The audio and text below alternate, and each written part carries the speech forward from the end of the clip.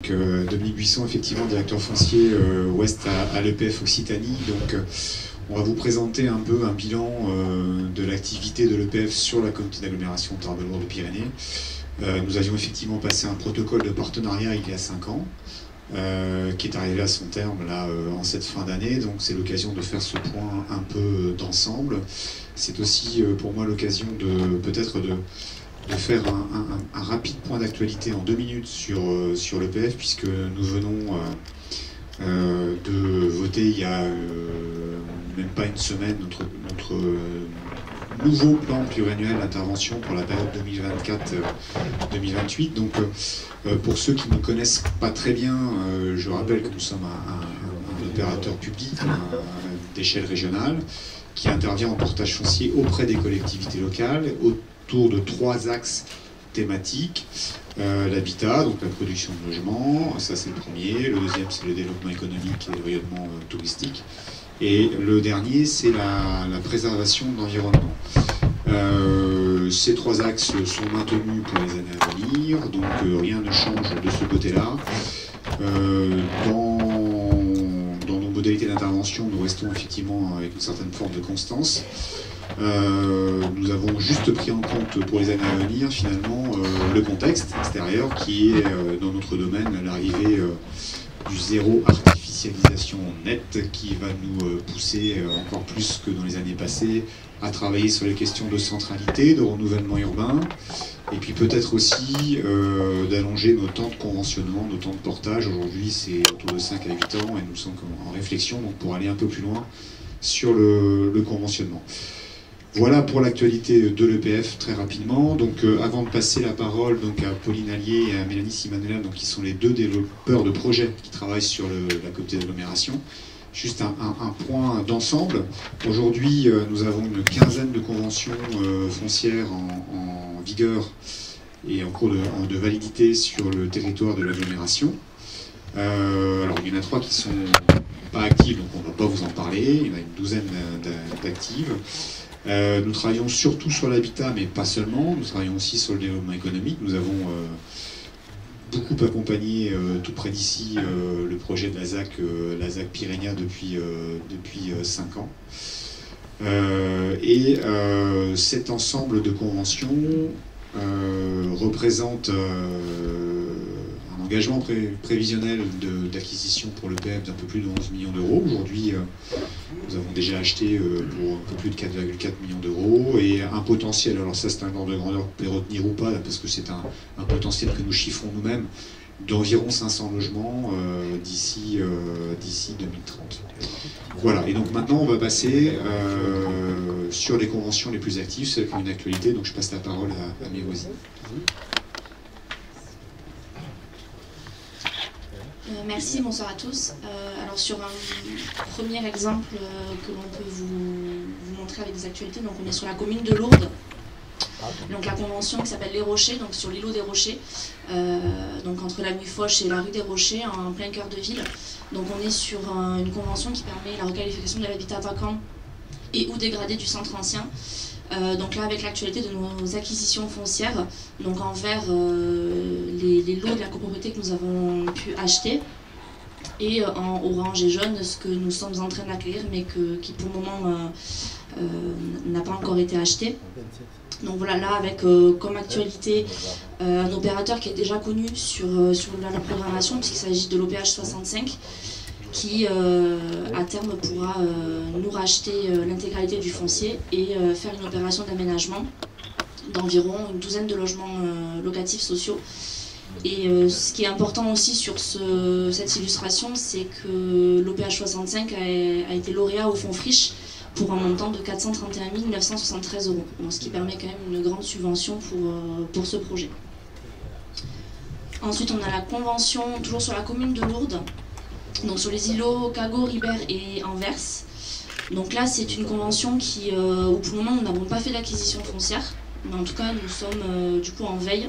C'est-à-dire que si jamais il y a un sujet d'acquisition, on pourra effectivement se porter acquéreur sur l'ensemble de ces lots.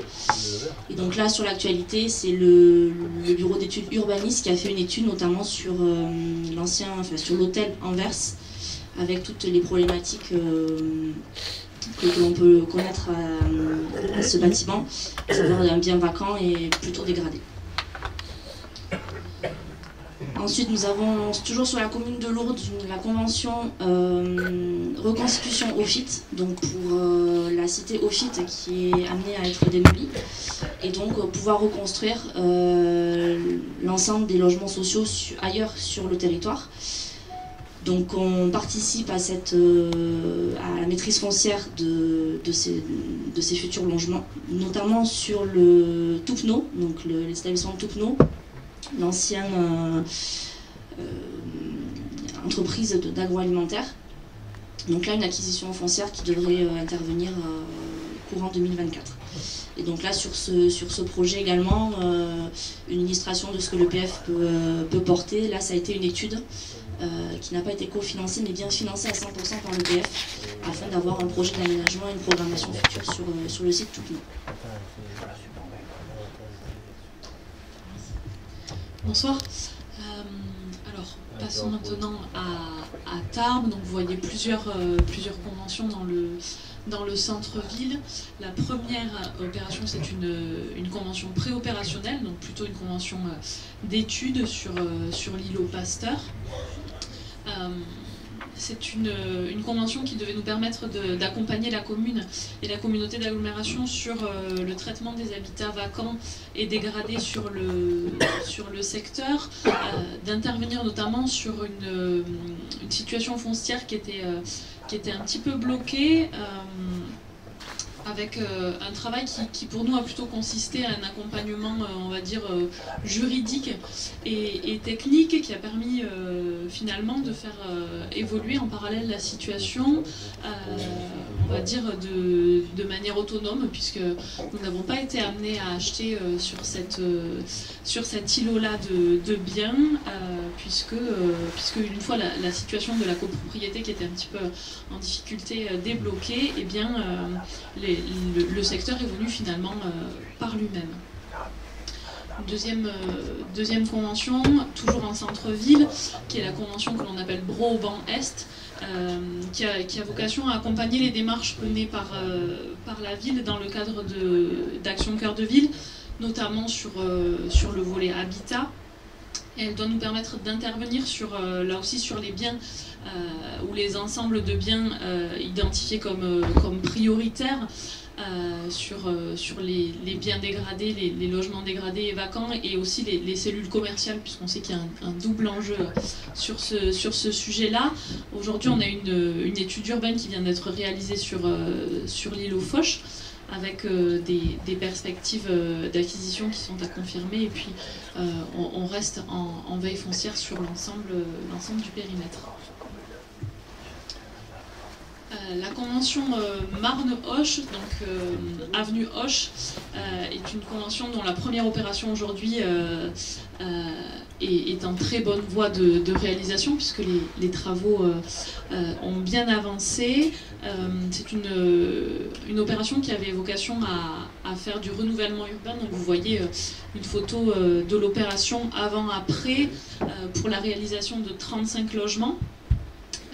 Donc le PF a acquis à la fois par voie amiable et par voie de préemption sur ce secteur-là.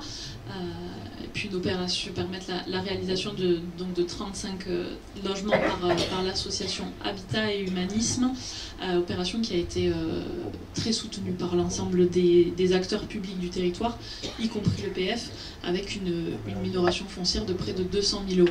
Donc un foncier acheté autour de 280 000 € et revendu autour de 80 000 € à l'opérateur pour lui permettre de réaliser son opération. On peut passer à la tuilerie Housteau, donc un autre type de foncier sur lequel nous pouvons aussi être amenés à intervenir. Donc une friche urbaine avec un caractère patrimonial extrêmement fort sur cette convention, qui est une convention préopérationnelle, donc plutôt à vocation d'étude.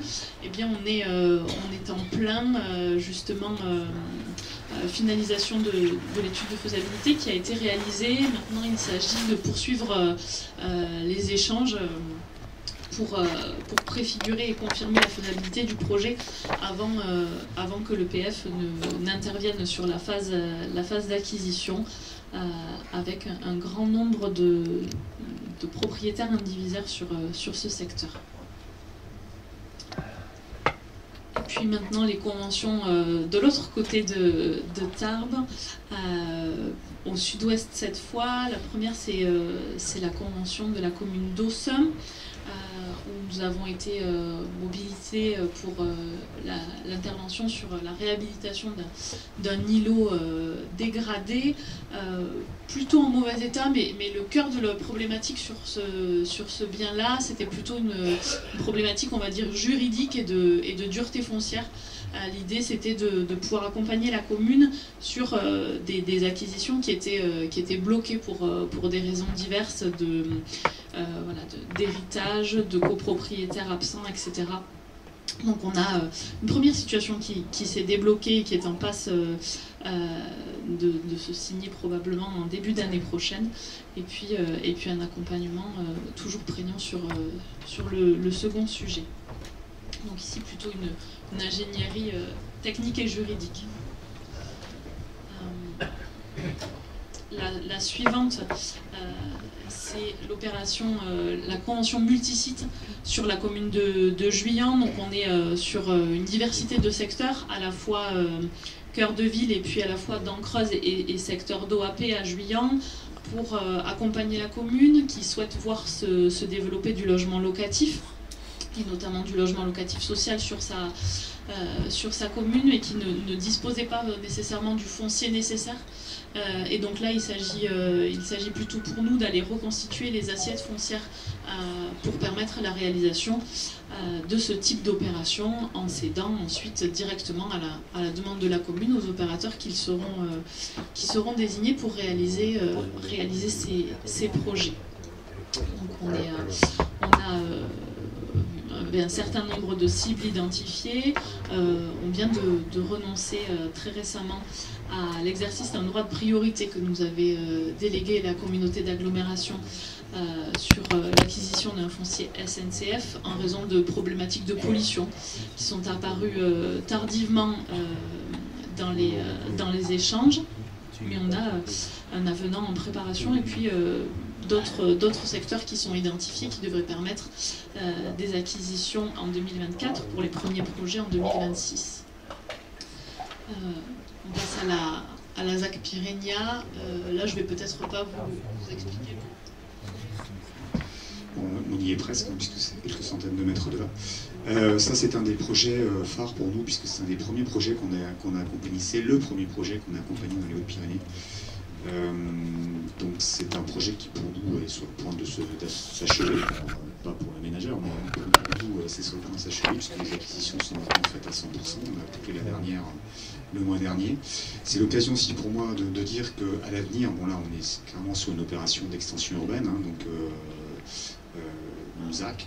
Même si effectivement les politiques publiques nous conduisent à privilégier demain une intervention sur les centralités, sur les questions de renouvellement urbain, on continuera à mener ce type d'opération de cette envergure-là, parce qu'elle représente des enjeux considérables pour les territoires en question.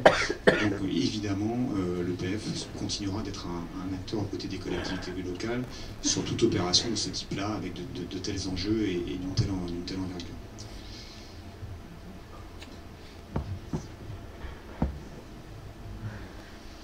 On passe sur la commune de Odos. Donc c'est une convention en multisite, donc avec deux sites qui sont plutôt en veille foncière, donc si jamais il y a besoin d'intervenir, on pourra y aller. Mais là c'est plutôt des acquisitions sur chemin de Juillan, avec en fait là pour projet d'agrandir l'aire d'accueil des gens du voyage. Donc toujours dans une problématique d'habitat, mais qui là du coup est une problématique plus vaste, hein, sur l'habitat, puisque c'est vraiment spécifique aux gens du voyage. Donc pour agrandir l'aire qui est déjà existante et création de terrains familiaux. Donc là les acquisitions ont eu lieu sur un terrain le mois dernier, avec du coup donc un accompagnement de l'EPF auprès de la commune et de la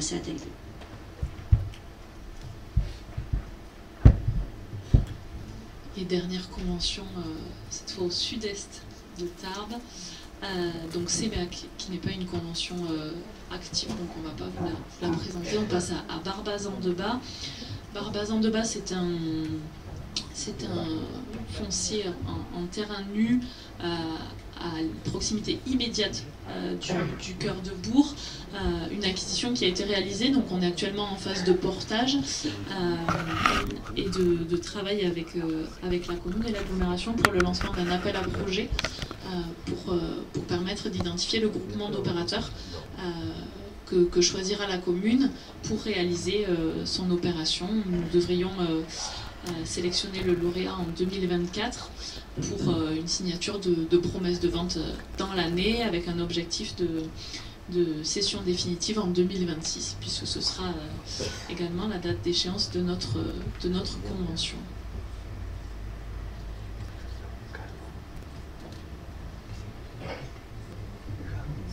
J'espère que vous n'avez pas été trop long.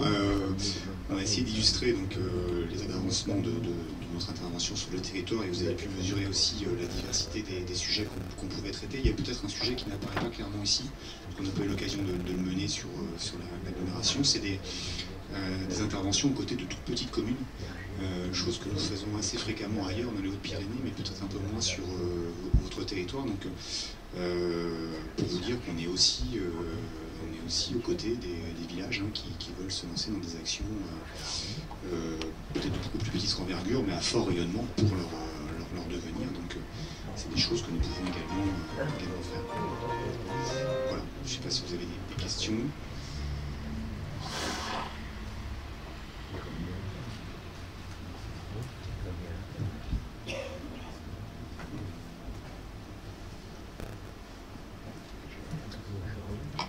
Est-ce que vous avez des questions à poser à ces messieurs-dames sur l'engagement de l'EPL, sur notre territoire? Moi, je voudrais dire un petit mot. D'abord, l'engagement tel qu'il vient d'être présenté me paraît tout à fait exemplaire, avec un nombre significatif de projets sur certaines parties de notre territoire, tel que cela vous a été présenté. Et vous avez pu noter comme moi que d'abord les conventions, certaines conventions importantes, à part la dernière, Barbazan, sont des conventions relativement récentes, au cours des 2 ou 3 dernières années, avec période que nous avons connue. Et puis, il y a des projets très importants sur lesquels on a du mal à avancer, parce que il faut qu'il y ait des projets en face. Je vais prendre l'exemple de Tarbes. Il y a 2 grands îlots sur lesquels il y a des projets intéressants et importants. L'îlot rue Maréchal Foch, Broban, et l'îlot qui se trouve à côté de la rue Pasteur. Ce sont des projets très importants. Le problème, c'est qu'on n'arrive pas à avancer parce qu'il y a toujours des freins qui sont liés à des propriétaires qui font de la résistance, qui ne veulent absolument pas s'engager dans l'opération de rénovation de l'îlot ou de l'ensemble. Il y a des freins, je le disais un instant, parce que sur certains projets, je pense notamment à un projet de l'usine Ousteau, sur lequel, avec Yannick Bouvet et les autres élus concernés, nous essayons de trouver des solutions. Frédéric Pina a rencontré plusieurs personnes susceptibles de porter un projet, mais franchement, on a du mal à avancer. Par exemple, on n'a pas sur l'exemple que je viens de donner, on n'a pas pour l'instant d'investisseurs réellement décidés à s'engager sur des projets dont on n'a pas de présentation concrète. Et sur les îlots que j'évoquais à Tarbes, il y a une résistance qui font que je me demande si on arrivera à aboutir. Ensuite, je ne sais pas ce qu'en pense le Vélo, j'ai vu qu'à Londres aussi, il y avait des projets importants, à part le FIT, etc.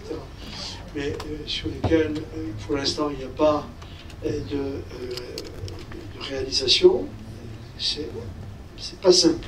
C'est pas simple. En tout cas, moi je remercie l'EPF pour son engagement.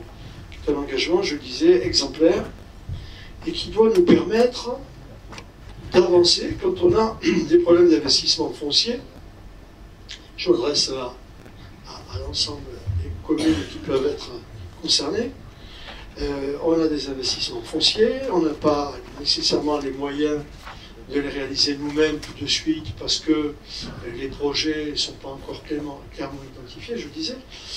Et donc, dès qu'il y a des possibilités d'acquisition, l'EPF peut intervenir, gelant ainsi le foncier et nous permettant, sur quelques années, d'avancer sur des projets concrets. Et bien évidemment, au terme de la convention, il est évident que l'EPF se retirera et que la commune devra procéder à l'acquisition avec bien évidemment l'intérêt que des projets se réalisent entre-temps.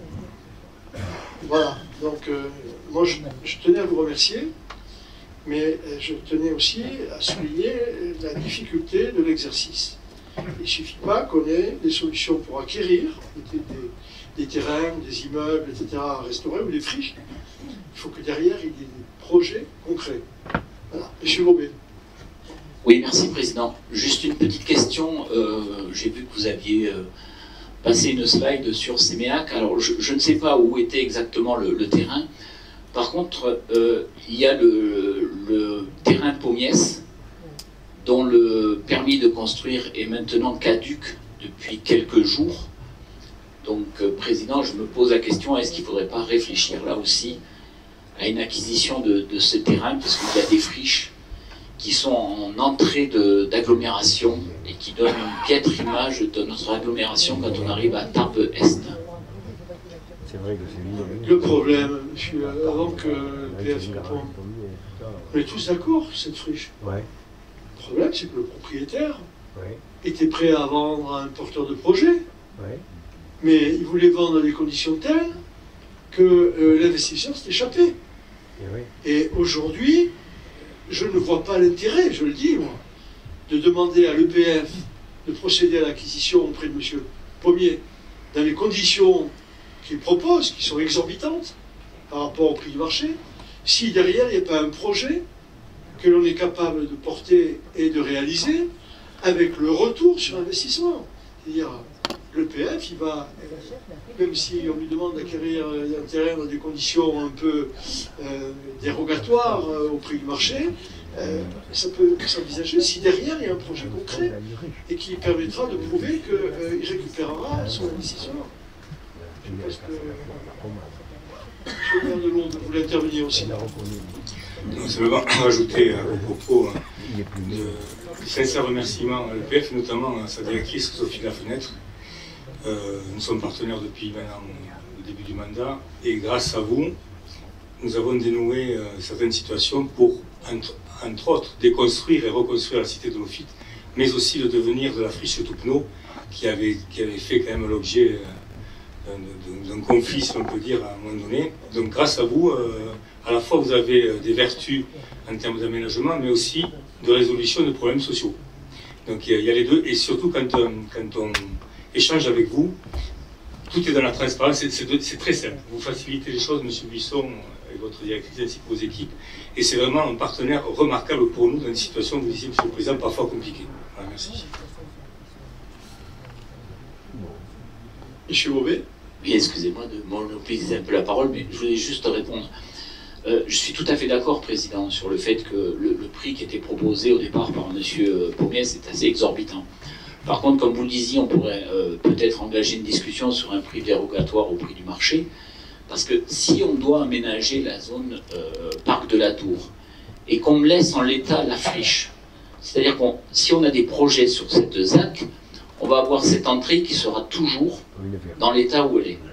Donc si on doit avoir des projets sur la ZAC, peut-être déjà les positionner sur ces terrains, qui sont eux juste en entrée d'agglomération. Je répète que personne ne veut, on a des contacts avec des personnes qui veulent investir sur la ZAC de Sémiac-Sousse. mais pas sur les terrains pommiers, parce que les prix sont trop élevés. Je rappelle que nous, on est aujourd'hui sur des terrains à 51 € le mètre carré. Je suis pommier, s'il en veut beaucoup plus. Alors, donc, les investisseurs, ils préfèrent venir investir sur notre zone d'activité que sur le terrain pommier. Voilà. Et maintenant, si vous trouvez des investisseurs qui veulent y aller, on est d'accord, hein. Je suis casse au bon. Moi, je voulais mettre l'accent sur l'utilité de l'EPF. On paye tous en TSE, c'est comme ça que ça s'appelle la taxe, 6,20 €. Et avec ces 6,20 €, bon, vous, chacun d'entre nous, moi personnellement, avant de siéger à l'EPF, je ne savais pas que je payais 6,20 € pour l'EPF. Mais quand je vois les projets qui sont en cours, et notamment par rapport au PPI qui est lancé pour 5 ans ou 6 ans qui arrivent là, c'est quelque chose de considérable. Moi j'aimerais bien qu'il intervienne sur d'autres sujets, je ne vais pas ouvrir le débat là, mais effectivement, c'est un effet levier très très important et moi je vois que les choses avancent. Et puis comme vous avez dit, je reviens là-dessus, c'est vrai qu'il a une antériorité plutôt du côté de la région Languedoc-Roussillon, qui est plus ancienne qu'ici. Et effectivement, il rentre dans les villages pour rénover de l'habitat qui existe dans le cadre du ZAN qui va nous compliquer la vie. Je pense qu'il y a sans doute des choses à faire de ce côté-là, en termes de logement. Je suis beaucoup resté. Moi, c'est une question que je souhaite poser à l'organisme. Nous avons un projet là sur Saint-Pé-de-Bigorre et une partie des Pyrénées-Atlantiques à la commune de Montaut, l'Estelbeta, de l'achat de l'ancien parcours de kayak où il y a eu, il y a quelques années, le championnat du monde de kayak, avec l'acquisition d'un ancien garage, et une ancienne maison d'habitation où il y avait un restaurant et quelques hectares de terrain. Alors c'est un projet qu'on est en train de monter avec, comme je le disais, 2 communes des Pyrénées-Atlantiques, donc qui ne sont pas déjà dans la même agglomération, pas le même département, pour arranger les choses, et pas les mêmes régions pour arranger les choses un peu plus. On est dans le même pays, c'est déjà pas mal. Et c'était pour savoir si on pouvait, le temps de monter ce projet, qui a un aménagement important au niveau de l'aménagement. Au niveau de l'achat, c'est vraiment une affaire que l'on est en train de faire. Est-ce qu'on peut faire appel à vous pour acquérir ces terrains, le temps que l'ensemble du dossier, par exemple, soit monté avec les investissements que vont faire les communes, peut-être l'agglo, la communauté commune du Pays de Naï, le département et compagnie, puisque c'est un projet quand même important, comme je vous le disais, qui est sur les 2 départements, les 2 régions, etc.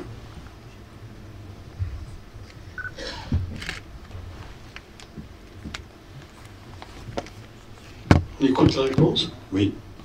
Alors, en tout cas, on peut en discuter, c'est-à-dire que nous aurons à vérifier que le premier élément, l'élément majeur, c'est que on peut rattacher votre projet à une de ces 3 orientations thématiques qui sont celles sur lesquelles on est habilité à travailler, et en dehors de ça, il n'y a pas de celles qui sont là. Alors, celles qui sont à l'écran, c'est-à-dire le développement économique, rayonnement touristique, la préservation de l'environnement ou l'habitat. Deuxième limite, c'est que par contre, on ne pourra pas acheter en dehors de la région. Ça, ouais, ça c'est clair. Nous, on ne peut travailler qu'au sein de la région Occitanie, donc voilà. Mais effectivement, on peut en discuter. On peut en discuter, donc nous reprenons la tâche et puis nous regardons ça. Moi, je pense que sur le projet de Saint-Pé-de-Bigorre, qui est en Occitanie, je pense que le PF devrait pouvoir intervenir, car il s'agit d'un élément qui va renforcer l'attractivité de nos territoires. C'est clair. C'est un projet de développement économique, touristique et préservation de l'environnement au passage, donc on a 2 axes sur 3.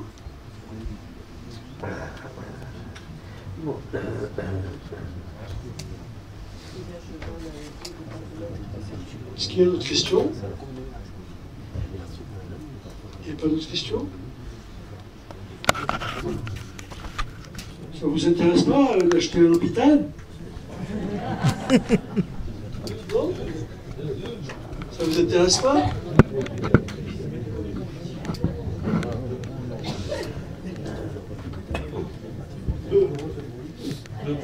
Bon, pourquoi y faire, quoi. Voilà, c'est toujours la même chose.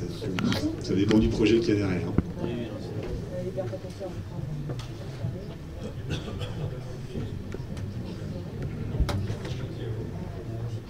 Il n'y a pas de questions à poser aux représentants de l'EPF? Est-ce que vous avez quelque chose à ajouter, monsieur là? Dites-nous que notre territoire vous intéresse et que vous êtes prêt à venir investir joyeusement pour nous aider dans nos projets de développement. Le problème, je dis, il y a des freins qui bloquent certains projets qui sont très structurants et qui font qu'on ne voit pas le dénouement. M. Bobet a donné un exemple. Franchement, ça va être compliqué aussi. Voilà. Oui, absolument. Mais écoutez, on est à votre pleine et entière disposition. Nous n'avons pas de limite en termes de nombre de conventions foncières sur un territoire. Donc, encore une fois, toutes celles et ceux d'entre vous qui avaient un projet et dont vous pensez, je viens de vous faire une présentation très sommaire, et dont vous pensez qu'il peut rentrer dans un de ces trois axes, n'hésitez pas à prendre contact avec nous.